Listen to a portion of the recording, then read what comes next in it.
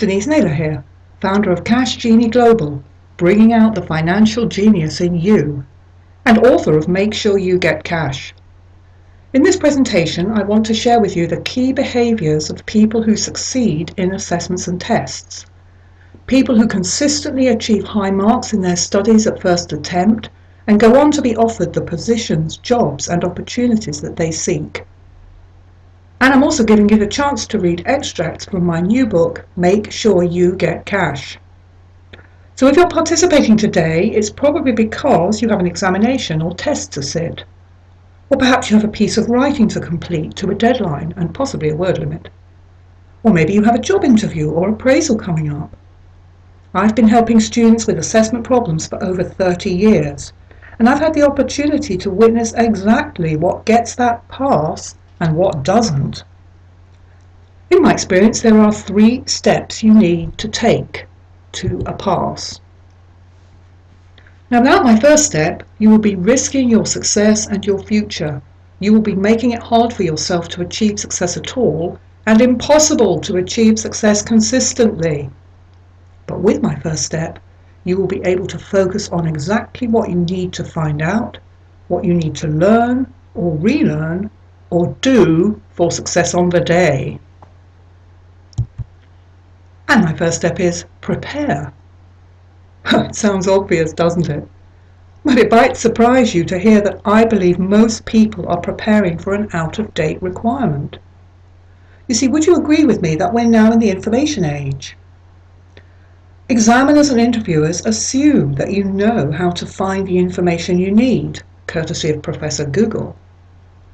I believe that today, examiners and interviewers are not very interested in hearing you repeat facts and regurgitate theories. What gets you a pass today is being able to make a case or present an argument. And this means going deeper into the subject. Let me give you an example of this. Let's take the subject of budgeting, one of my favourite subjects. Supposing you're faced with a calculation question. You need to show the examiner that you understand the distinction between an operating or short-term budget, which is prepared for managers and is very, very detailed, and a capital or longer-term budget, which is much more high-level, much more summarised, and it's prepared for the board of directors to help them with the strategy of the business. And you need to be able to suggest uses for these budgets and some of the problems and some of the advantages that you of preparing these budgets. Now, what happens if you're facing a theory question about budgeting? Well, let's take, for example, McGregors motivation theories. Now, many people think that budgets work best when they are imposed from the top of the organisation. That's where the board of directors decides and simply tells you what you're going to do, and you don't get any chance to speak about it. And that's McGregors Theory X. But some people prefer to work in a more collaborative environment, where they want to discuss their budget, where they want to put forward their point of view, where they have ideas about how to run the business. And that's McGregors Theory Y. And supposing you're in an interview situation, you might want to say to the interviewers, well, I have some experience of budgeting using Sage for small business. But I'm very interested to learn other software packages, perhaps including software that's available for larger organisations. And it reminds me of when I took my economics exam, when I was studying for accountancy, and that's a long time ago. And I prepared very carefully. I knew my demand curve, I knew my supply curve, I knew about elasticity, I knew all the theories. When I got into the exam hall and opened the question paper, the question was, discuss the functions and use of the Bank of England. Whoops.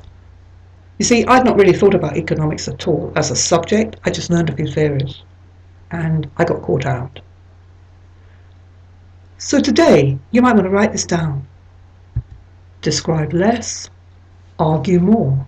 Describe less, argue more. Describe less and argue more. So what are you going to do?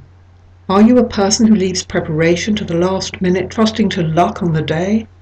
Are you someone who leaves referencing to the end of the assignment and then can't remember where you found that essential quotation?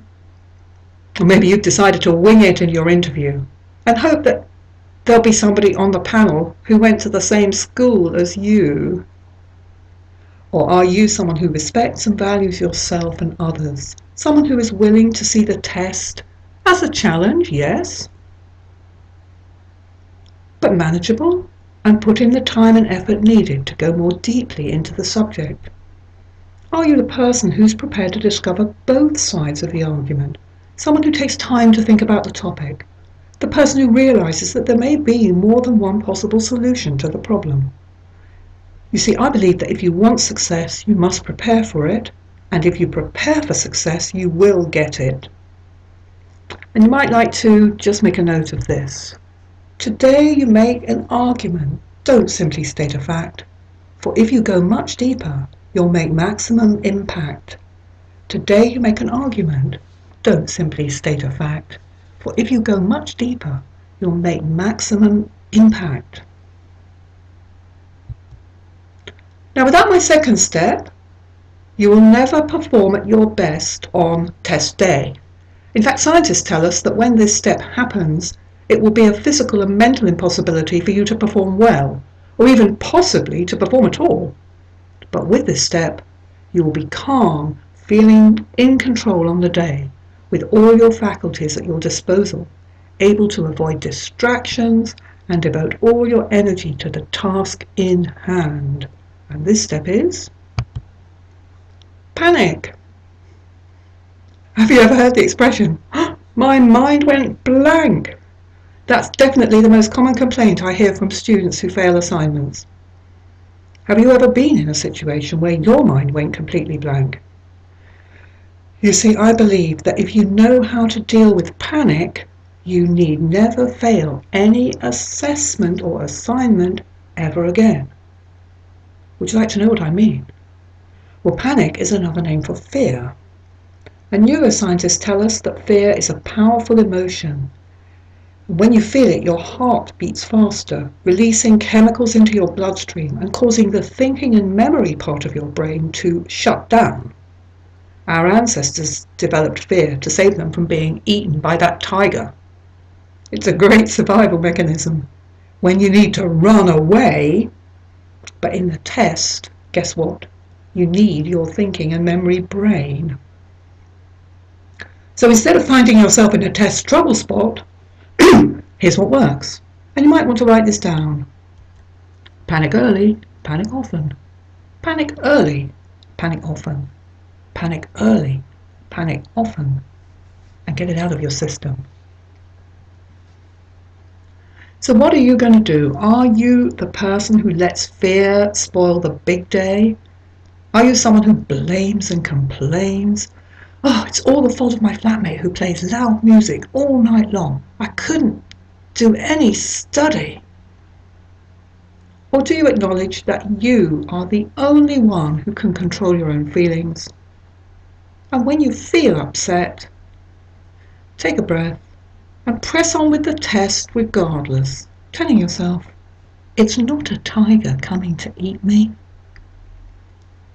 And if you start to feel panic rising just when you don't need it, all you have to say to yourself is, and you might want to write this down, there's no need to panic. I've already done that. There's no need to panic. I've already done that. There's no need to panic. I've already done that. Now, without my third step, you will lose valuable time in the test. You are likely to answer the wrong question or give a weaker performance than you are capable of.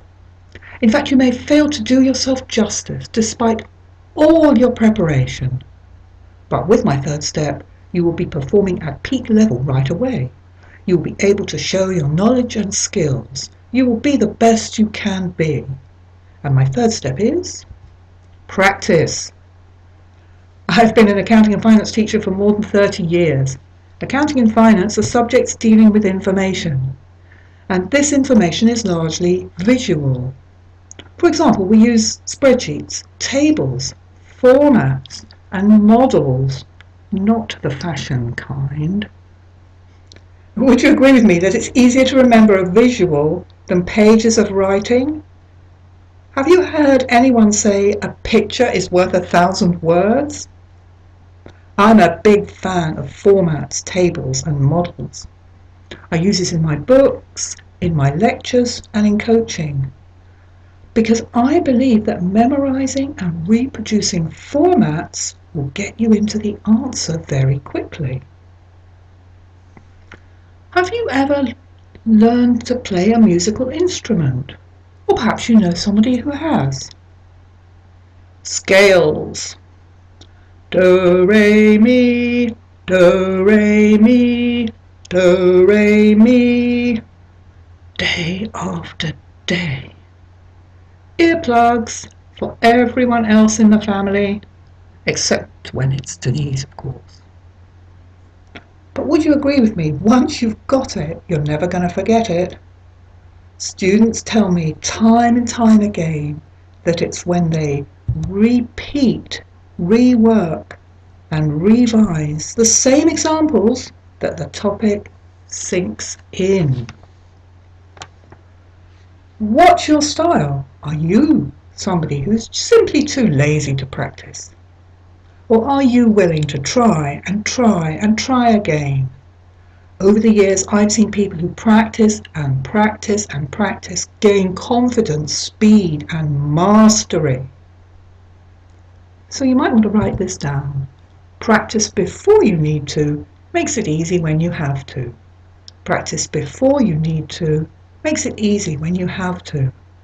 Practice before you need to makes it easy when you have to. So there you have it. Denise's 3 steps to pass. Step 1, prepare.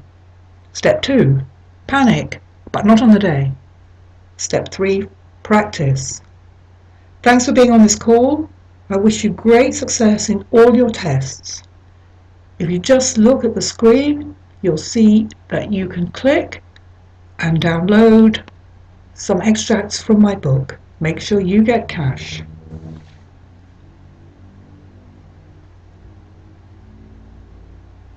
Thank you.